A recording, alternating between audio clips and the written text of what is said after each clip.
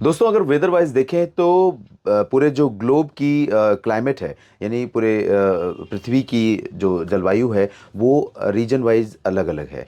लेकिन कहीं ना कहीं एक रीजन का वेदर कंडीशन, एक रीजन का क्लाइमेट कंडीशन दूसरे रीजन पर उसका इम्पैक्ट पड़ता है। भले ही सीधा प्रभाव न पड़े, लेकिन परोक्ष रूप से, इनडायरेक्ट रूप में उसका प्रभाव देखने को मिलता है। मैं बात कर रहा हूँ ला नीना एल नीनो की, जो कि पैसिफिक ओशन में हमें देखने को मिलता है। ये पैसिफिक ओशन के रीजन में जब समुद्र की सतह का तापमान औसत से ज़्यादा होता है, तब एल नीनो की कंडीशन होती है। और इस समय यहाँ पर कंडीशन जो है कूलर वाटर की है, यानी समुद्र की सतह का तापमान औसत से नीचे रिकॉर्ड किया जा रहा है, और ये होता है लानीना कंडीशन।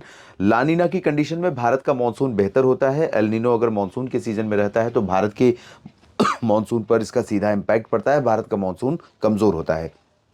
लेकिन कई बार ऐसा एल नीनो होने के बावजूद इसका उल्टा प्रभाव देखने को मिलता है। उसकी वजह है आईओडी, इंडियन ओशन डायपोल, जो कि हिंद महासागर में भूमध्य रेखा के आसपास हमें देखने को मिलता है। और आईओडी अगर यहाँ पर पॉजिटिव हो तो भारत का मानसून बेहतर हो जाता है। अगर हम इस समय की कंडीशन देखें समुद्र के क्षेत्रों में, चाहे वो बंगाल की खाड़ी हो या फिर अरबियन सी, तो यहाँ पर दोनों एरियाज में अलग अलग जगहों पर सिस्टम बने हुए हैं। एक तरफ ये जो लो प्रेशर सिस्टम है इंटेंसिफाई हो रहा है, और ये अफ्रीका के करीब पहुंचने से पहले डिप्रेशन बनेगा, लेकिन लैंडफॉल करने, यानी कि लैंड के करीब पहुंचने से पहले ये कमज़ोर हो जाएगा, और इसका ज़्यादा प्रभाव अफ्रीका पर भी फिलहाल नहीं रहेगा। और भारत पर भी ये डायरेक्ट या इनडायरेक्ट बहुत ज़्यादा असर धीरे धीरे जब तटों से दूर होता जा रहा है तो कम ही डालेगा। दूसरी ओर यहाँ पर दक्षिण पूर्व एशिया की तरफ से हवाएं आ रही हैं, और एक सिस्टम यहाँ पर उभरता हुआ नजर आ रहा है। ये सिस्टम यहाँ पर लो प्रेशर बनेगा, और लो प्रेशर बनने के बाद डिप्रेशन बनेगा। आगे बढ़ते हुए यहाँ पर श्रीलंका और साउथ पेनिनसुलर रीजन के दक्षिणी भागों को, यानी दक्षिणी तमिलनाडु और केरल के इलाकों को प्रभावित करेगा। इसके मध्य भारत की तरफ जाने की संभावना या साइक्लोनिक स्टॉर्म बनने की संभावनाएं फिलहाल वेदर मॉडल के अकॉर्डिंग नहीं नजर आ रही, क्योंकि समुद्र की सतह का तापमान और वर्टिकल विंड शेयर का जो कंडीशन है वो इसके फेवर में दिखाई नहीं दे रही है। और इन स्थितियों के बीच में हम अगर समझने की कोशिश करें कि कहाँ पर भारत में बारिश होने की संभावना है, तो यहाँ आप देख सकते हैं कि बंगाल की खाड़ी और अरब सागर पर जो दोनों सिस्टम हैं वो कहीं ना कहीं भारत को प्रभावित कर रहे हैं अभी। लेकिन जो अरबियन सी का सिस्टम है वो चूंकि दूर जा रहा है, तो अपने साथ अपनी जो एनर्जी है, उसके प्रभाव से जो एनर्जी यहाँ पर साउथ पेनिनसुलर रीजन पर या फिर सेंट्रल इंडिया, मध्य भारत के भागों पर पहुंच रही थी, वो अब आगे निकल जा रही है और कमज़ोर हो जा रही है। तो इसके प्रभाव से यहाँ पर सेंट्रल और साउथ इंडिया के भागों पर बादलों का प्रभाव कम हो जाएगा। और साथ ही जब हम इस सिस्टम की बात करेंगे जो बंगाल की खाड़ी में बन रहा है, वो मूव करते हुए आगे बढ़ेगा, अप्रोच करेगा भारत या श्रीलंका के तटों के करीब, तो इसका इम्पैक्ट यहाँ पर साउथ पेनिनसुलर रीजन पर बढ़ेगा। लेकिन जिस तरह की कंडीशन दिख रही है आपको, एक तरफ से एक सिस्टम जाता हुआ, दूसरी तरफ से एक सिस्टम आता हुआ, इसमें ऐसी अपेक्षाएं हो सकती हैं एक आम इंसान को, आम आदमी को देख करके, कि ये निश्चित रूप से भारत के कई राज्यों को प्रभावित करेगा। लेकिन ऐसी संभावनाएं फिलहाल जो मॉडल हैं ECMWF या GFS, वो मॉडल ज़्यादा इंडिकेशंस नहीं दे रहे हैं, सिर्फ साउथ इंडिया पर इसका इम्पैक्ट रहेगा। लेकिन आज उम्मीद यह है कि पुदुचेरी और चेन्नई के ऊपर बादल रहेंगे, और साथ ही साथ नेल्लोर तक बादल रहेंगे। लेकिन बारिश की संभावना की अगर हम बात करें तो तंजावुर और कडलूर से लेकर पंबन और पुदुचेरी से लेकर नीचे के कन्याकुमारी और तिरुचिरापल्ली के बीच में कुछ स्थानों पर तमिलनाडु में वर्षा हो सकती है। केरल के तटीय इलाकों में और तटीय कर्नाटक के भागों में बारिश होगी। लक्षद्वीप में कई जगहों पर वर्षा हो सकती है, लक्षद्वीप के जो आइलैंड्स हैं अलग अलग, लेकिन इंटेंसिटी बहुत कम रहेगी। हवाएं जरूर चलती रहेंगी पूरे साउथ पेनिनसुलर रीजन पर, यानी आंध्र प्रदेश, तेलंगाना, कर्नाटक, केरल, तमिलनाडु, पुदुचेरी और लक्षद्वीप, इन सभी भागों में कई जगहों पर काफ़ी हवाएं चलती रहेंगी। सेंट्रल इंडिया पर बादल, लो प्रेशर जो कि डिप्रेशन बनने जा रहा है, सिस्टम के प्रभाव से सेंट्रल इंडिया में और साथ ही साथ ईस्ट इंडिया में, यहाँ झारखंड तक बादल आपको दिखाई देंगे, थोड़े बहुत MP तक बादल दिखाई देंगे, भदोही और प्रयागराज के ऊपर भी कुछ बादल दिखाई दे सकते हैं। लेकिन ये बादल, और अगर मैं बात करूं मध्य प्रदेश की, तो ग्वालियर तक बादल रहेंगे। लेकिन इन इलाकों में बादल ये बारिश देने वाले नहीं है। बारिश की संभावनाएं सिर्फ और सिर्फ बैतूल से लेकर उज्जैन, इंदौर के बीच में जो एक्सट्रीम साउथ वेस्ट रीजन है मध्य प्रदेश का, इन भागों में कहीं के पर संभावना रहेगी। अहमदाबाद अहमदाबाद, वडोदरा, गांधीनगर, डांग, तापी, भरूच के इलाकों में यहाँ पर बारिश हो सकती है। सूरत, वलसाड़, नौसारी पर भी बादल पहुंच सकते हैं और थोड़ी बहुत वर्षा की उम्मीदें रहेंगी। साथ ही साथ सोमनाथ और वेरावल पर भी बारिश होने की संभावनाएं रहेंगी। मुंबई में बारिश की उम्मीदें कम है, लेकिन नासिक, नंदुरबार, धुले, जलगांव और पुणे पर बादल रहेंगे, कहीं कहीं पर वर्षा हो सकती है। गोवा में भी बारिश की संभावना है। बाकी जगहों पर ड्राई और क्लियर वेदर रहेगा। उत्तर पश्चिमी हवाएं राजस्थान, पंजाब, हरियाणा, दिल्ली और यूपी समेत बिहार, पश्चिम बंगाल, झारखंड के तमाम शहरों पर लगातार प्रभाव बढ़ाएंगी और इन हवाओं के चलते ही न्यूनतम तापमान में थोड़ी और गिरावट हो सकती है, लेकिन मैक्सिमम टेम्परेचर और बढ़ेगा। और इसके चलते, इन हवाओं के चलते कोहरा ज़्यादा देर टिकने नहीं पाएगा। जहां पर तापमान नीचे जा रहा है वहां पर भी हालांकि हालांकि ज़्यादातर शहर ऐसे हैं जहां पर मिनिमम टेम्परेचर भी एबव नॉर्मल बना हुआ है।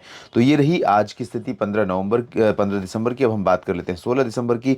WD एक के बाद एक ज़रूर गुजर रहे हैं, लेकिन ये कमज़ोर हैं और इनका इम्पैक्ट वेस्टर्न हिमालयन रीजन पर बहुत अधिक नहीं रहेगा। गिलगित बाल्टिस्तान, मुजफ्फराबाद से लेकर लद्दाख के बीच कुछ बादल दिखाई देंगे और कहीं कहीं पर यहीं पर वर्षा होने की संभावना भी बन सकती है। लेकिन जम्मू कश्मीर के दक्षिणी भागों, कह सकते हैं जम्मू कश्मीर में लगभग सभी भागों पर और हिमाचल प्रदेश तथा उत्तराखंड में क्लियर और ड्राई वेदर रहेगा।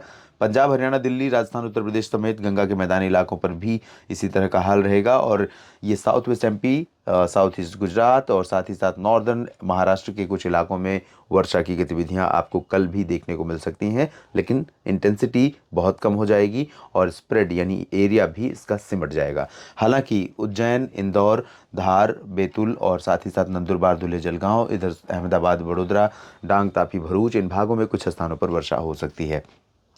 साउथ इंडिया की बात करें, जिसके करीब ये सिस्टम पहुंच रहा है, तो यहाँ पर पूरा साउथ पेनिनसुलर रीजन तेज़ हवाओं का और कुछ बढ़ते हुए बादलों का एक्सपीरियंस करेगा, लेकिन बारिश बढ़ेगी नहीं। बारिश सिर्फ कोस्टल तमिलनाडु में कुछ इलाकों में होगी, बाकी जगहों पर क्लियर और ड्राई वेदर रहेगा। पूर्वोत्तर भारत के क्षेत्रों में अरुणाचल और सिक्किम के ऊपर बादल रहेंगे, बाकी जगहों पर क्लियर और ड्राई वेदर यहाँ लगातार बना रहेगा। और अब हम बात कर लेते हैं 17 दिसंबर की। 17 दिसंबर को ये सिस्टम देखिए आप काफ़ी करीब पहुंचेगा साउथ इंडिया के, और इसके चलते यहाँ पर स्कैटर्ड पैची शावर्स शुरू हो जाएंगी और तमाम जगहों पर तमिलनाडु में पंबन से नीचे नीचे जो श्रीलंका से सटा हुआ ये रीजन है, श्रीलंका पर इसका इम्पैक्ट बहुत पड़ने वाला है। और पुदुचेरी से नीचे के तमिलनाडु पर काफ़ी ज़्यादा इम्पैक्ट पड़ने वाला है और केरल पर बाद में इसका इम्पैक्ट पड़ने वाला है। लेकिन 17 दिसंबर को इसका इम्पैक्ट रहेगा तमिलनाडु के तटीय इलाकों में, कई जगहों पर मध्यम से तेज़ वर्षा हो सकती है। बाकी इंटीरियर पोर्शन पर चाहे वो केरल हो, कर्नाटक हो, तेलंगाना हो या आंध्र प्रदेश